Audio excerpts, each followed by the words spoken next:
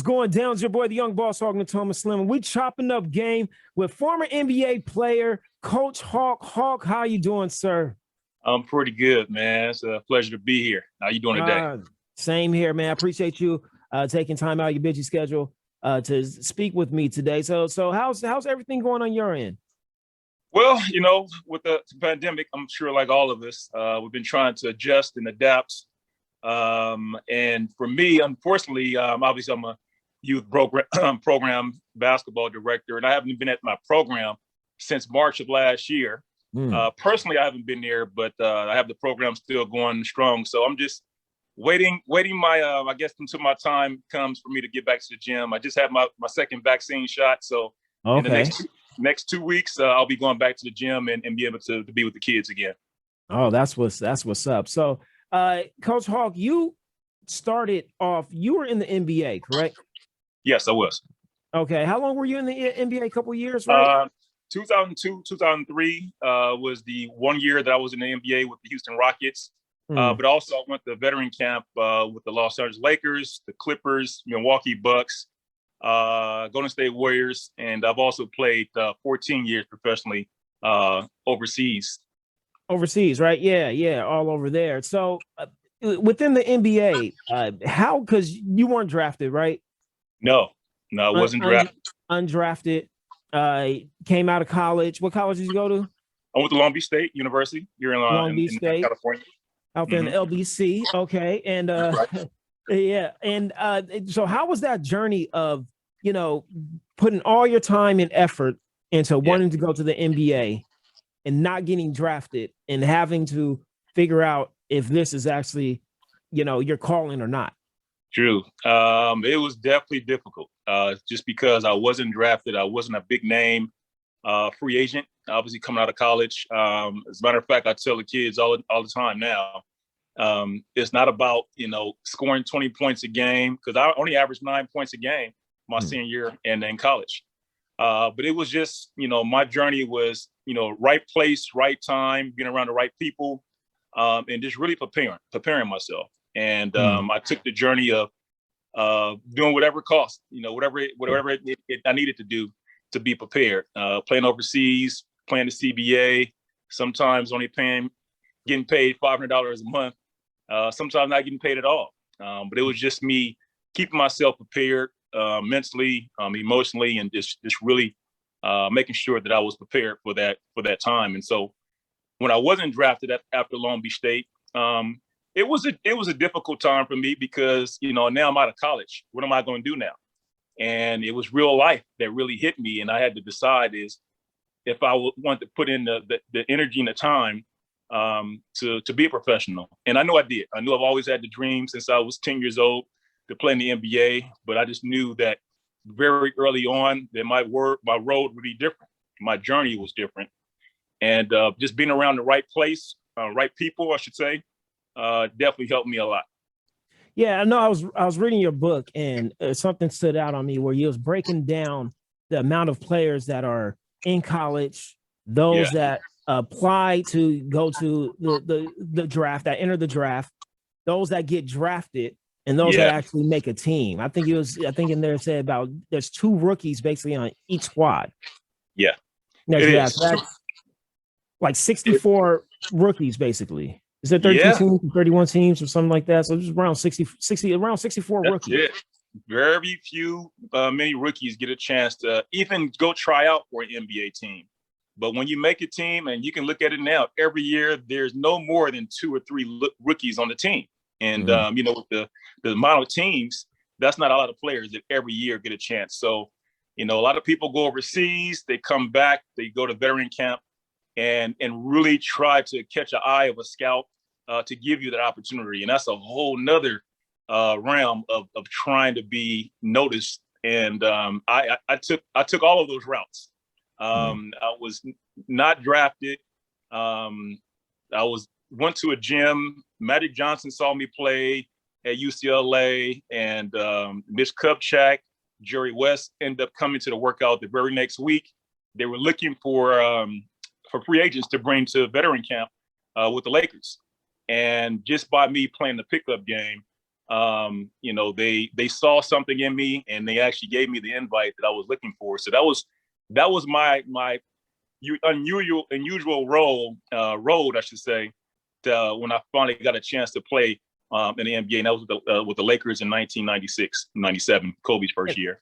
And how long was that road? You know, how long was it from when you finished college, not getting drafted, going through all the loops and hoops and everything that you had to go to until you got that opportunity? Ooh, I think it had to be about 9 or 10 years. Yeah, after I was not drafted in college, that very first year, as I said, I went to veteran camp with the Lakers.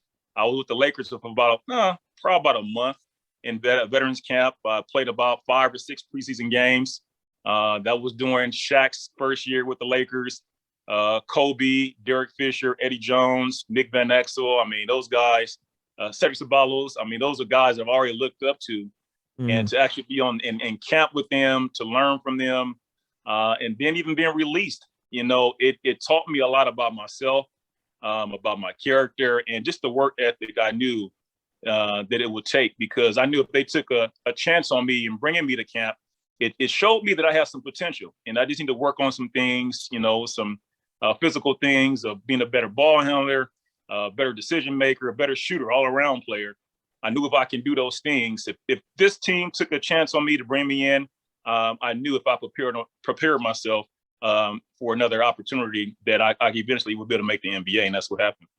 And when did you get that other? It was with the Rockets, right? When did you get that other opportunity with the Rockets, from the time that they let you go with the Lakers to the time you got that call with the Rockets? Well, the funny thing is, I got a chance to play. So the 96-97 season, I went to camp with the Lakers. I was with them for about 5 or 6 games, and then I went overseas to Taiwan. So my first time playing professionally after the Lakers was in the country, Taiwan. Got used to eating a lot of beef and rice that year. And it was definitely an experience I would never forget. Love Taiwan. I mean, just the people there, they were so welcoming to me. And, you know, I was the only African-American in the city that I was living in. And so, you know, to be there, to take on the culture, learn about myself. And, but also I had that drive to be determined to eventually be good enough to play in the NBA. So I came back the very next year after that season, and I went to camp with the Clippers. Now, during the time with the Clippers, my favorite spot right there. That's my team, Clippers. Yeah, I'm the only Clipper fan in the world, baby. That's me. Back in those Lloyd Vault days, you know. There you go. Yeah, but during that year, man, and it's just unfortunate. That's the time that the Clippers are not they're not what they were now. Yeah. No. And so in my 97, mind, 98. That was yes, exactly. So was that Big Stanley Roberts era? I think it was. Yes. Who else was over there? I know Maurice Teller was over there. They also had Keith Kloss, my boy Keith Kloss was there. Yeah. Oh man, that team was not good. You know what? But give credit where credit is due. Even though they wasn't a good team, man, they had some good players. It's just no chemistry, and all those things matter. And they made it to the league. As I tell people all the time, if you make it to the biggest stage, you're good, right? Like you're one of the best in the world, because there's millions of people out there that try to make it, and they weren't able to make it. So it's during that time, I'm in my mind, because I'm thinking they were not as good. I'm like, I can make this team. They're not that good. So I'm honest with myself. I can do this. And did not have the camp that I was looking for. I knew I was not playing well. So when I got released, that was the first time I cried that I got cut from the team. But all it did, it made me more determined. And I said, you know what? Again, this is another NBA team that gave me an opportunity. Let me go work on some things. And so I went overseas, man. I went overseas for 8 years. Played in China, played in Philippines, played in Japan, played in the CBA, ABA, IBL. I mean, I played in every single league because I had that determination. And, you know, everywhere I went, I had the right people around me. And that really helped me prepare myself. So when I finally had a chance to play with the Rockets in 2000, I think it was 2000, after I finished with the Harlem Globetrotters, because I played with them as well. I played for an ABA local team here in California. It was called the ABA was the the Surf. It was a Surf in Anaheim Surf. Scotty Brooks, who's the head coach of the Washington Wizards right now, he was my coach. Him and Earl Curitan, and they used to play in the NBA with the Houston Rockets. And I remember particularly having a conversation with them, and they were just saying, "Man, Hawk, man, someone needs to give you a tryout, man. You playing well." I was really known as a defensive player, but during this particular year, I've been working on my offensive game too. So I had the whole package, I thought. Yeah. And they actually thought so too. And I remember telling me, someone needs to give you a shot in the league. And I'm looking at them like, you guys have the credentials. You play in the NBA. Make a call. And sure enough, they did. They made a call to the Houston Rockets. And then I remember getting that call to come to veteran camps with the Rockets. Oh, man, that's dope. So I was reading your book and about your grandma tweet. Yeah, grandma tweet. Yeah, and your mom, but were your grandma, your mom, the ones that gave you that motivation and that drive, I guess you could say, you know what I mean? Like, that urge to never give up type of deal. Absolutely, man. My grandmother, rest her soul, she had 4 kids. It was my mom and my 3 uncles, Uncle Charles, Uncle Titus, and Uncle Dale. Who used to recycle the couch, right? Yeah, I've been reading the book. So my grandmother, and I mean, during that time, back in the late 70s, she was working 2 jobs, but she was only making like $25,000 a year. And she's feeding all 3 of us. So just that determination by itself, and she never used not having things as an excuse. She said, "This is what we have. We're gonna make the best out of it." And so, and that's my character now. I don't have everything that I want, but I make the best of what I do have. And so I've been able to apply that not only through my life, but definitely dealing with basketball and sports.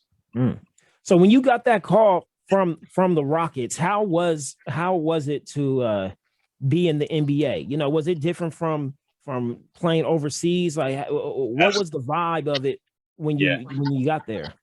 Well, the first thing is I'm surrounded around billionaires.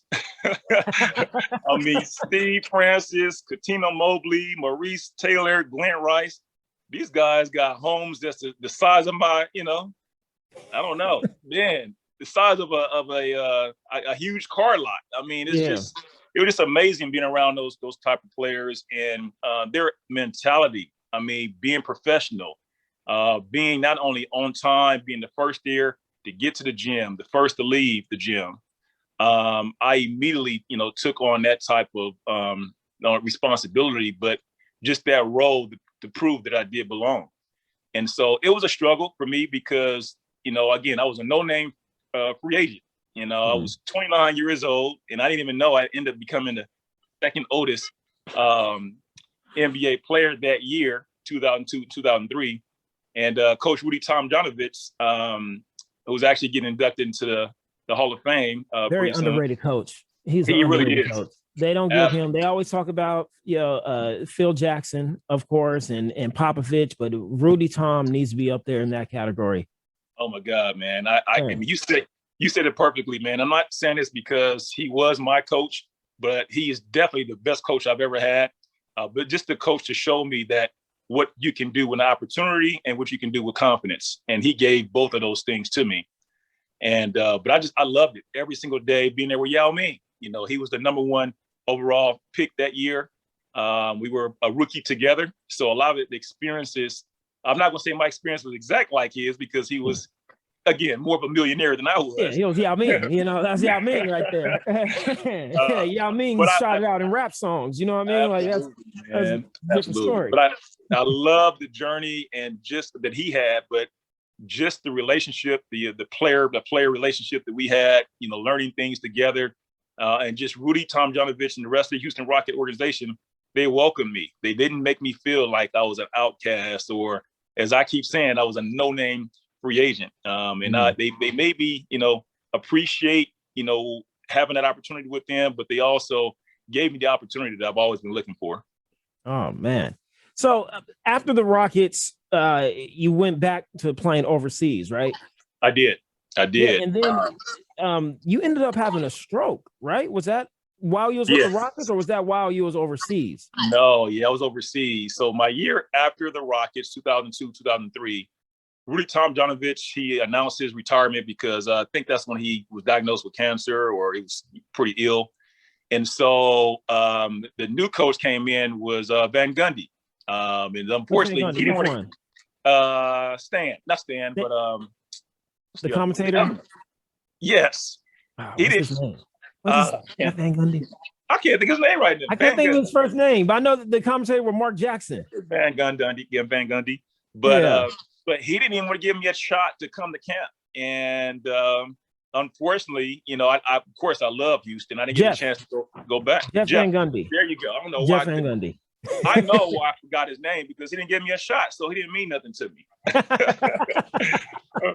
But my assistant coaches that were there the year before, they went over to other places, and so I ended up getting a call to go to the Milwaukee's training camp, Milwaukee Bucks training camp. So I was over there for about a month again.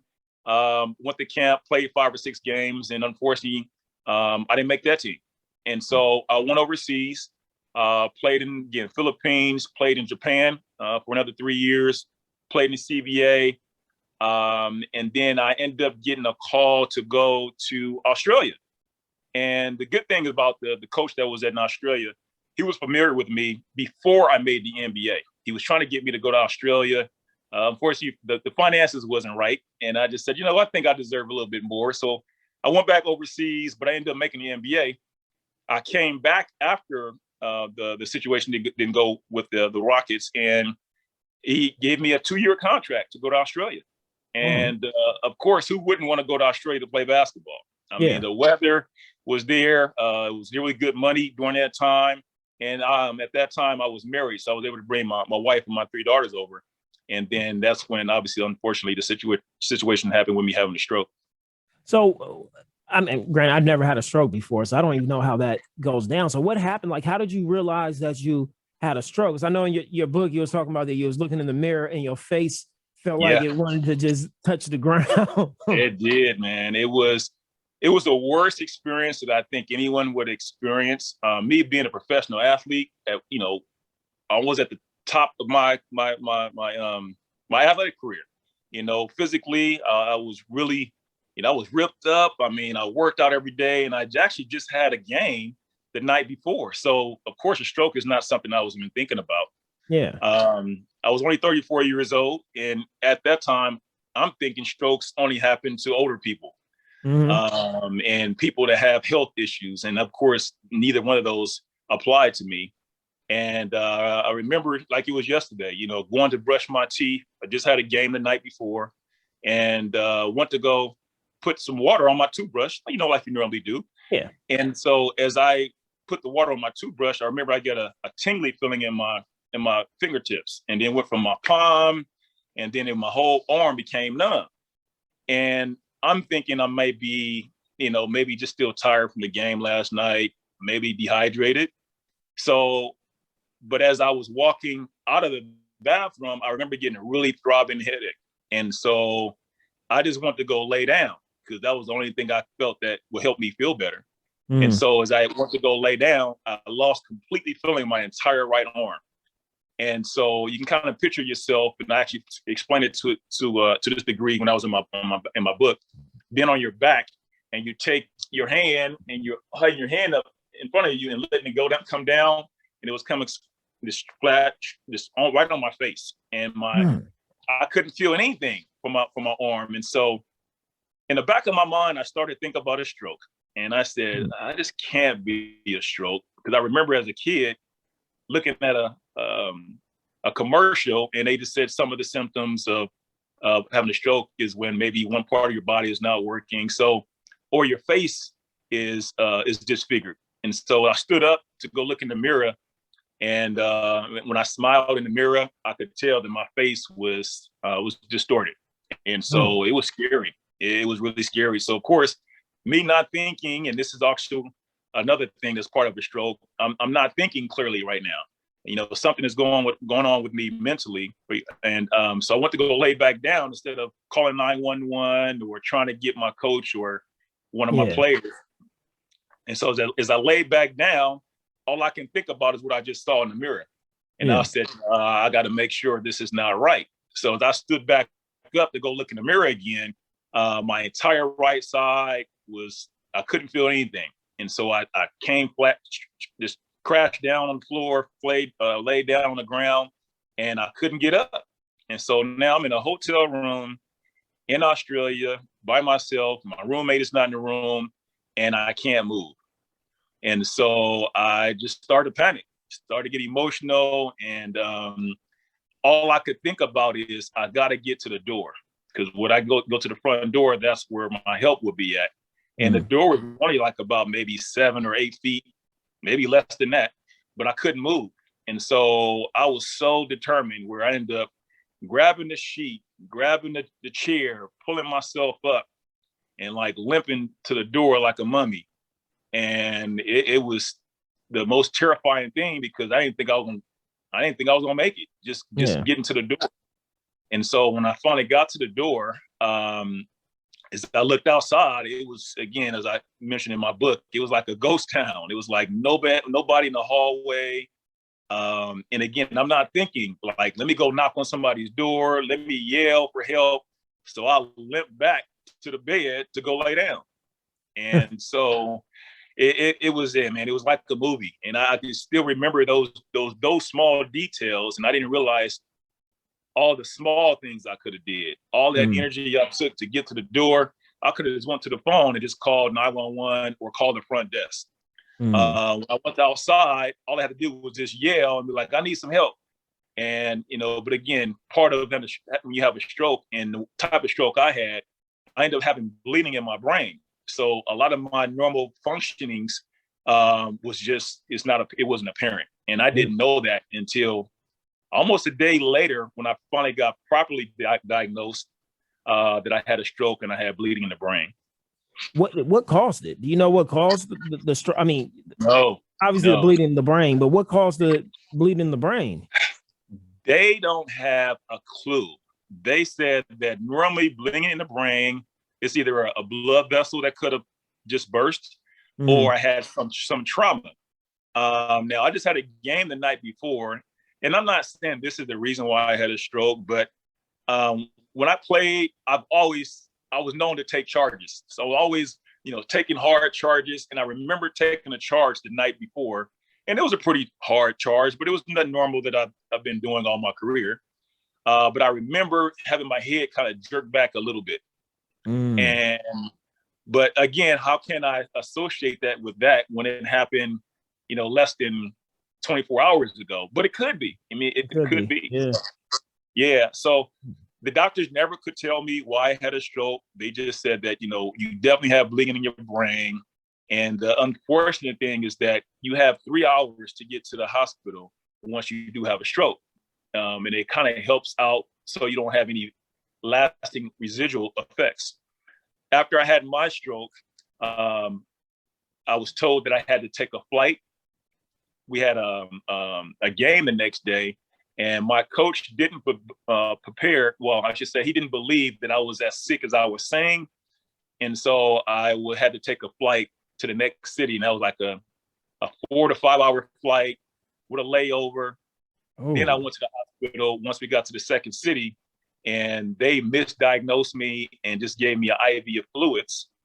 And it wasn't until the following day that I woke up. I couldn't hear in my right ear. Went back to my coach that said, something is going on, because I don't feel right.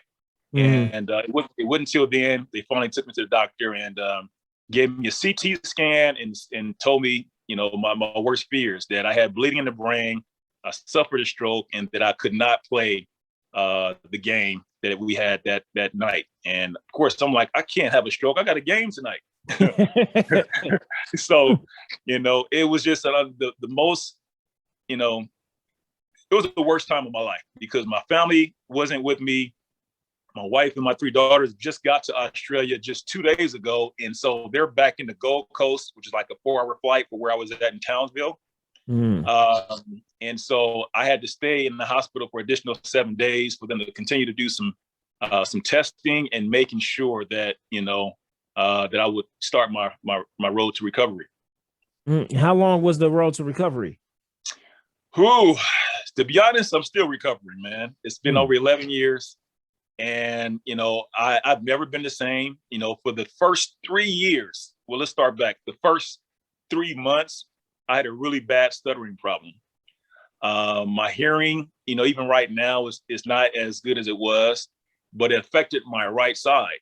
And so, just to touch my leg or my arm is totally different because the nerves were damaged because of the bleeding I had in my brain. And so the first 3 years was bad, for one where I couldn't work because, physically my right side was still, it wasn't normal.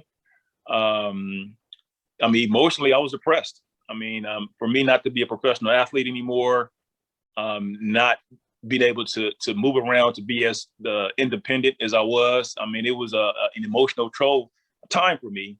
And it really affected me emotionally. So I wasn't playing professional anymore. So we ended up losing our house.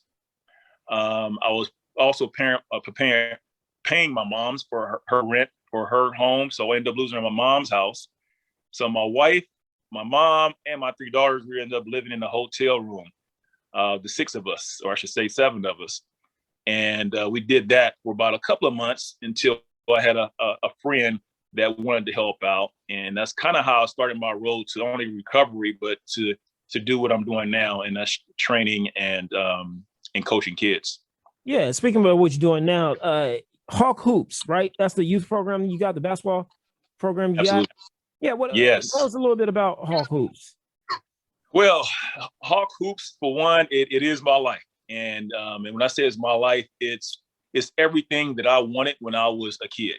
I wanted to be trained or coached by someone that played in the NBA. Through the goodness of God, I'm able to do that, to be a former NBA player, to teach, to prepare kids so that they can have their own dreams of playing high school, college, and hopefully professionally.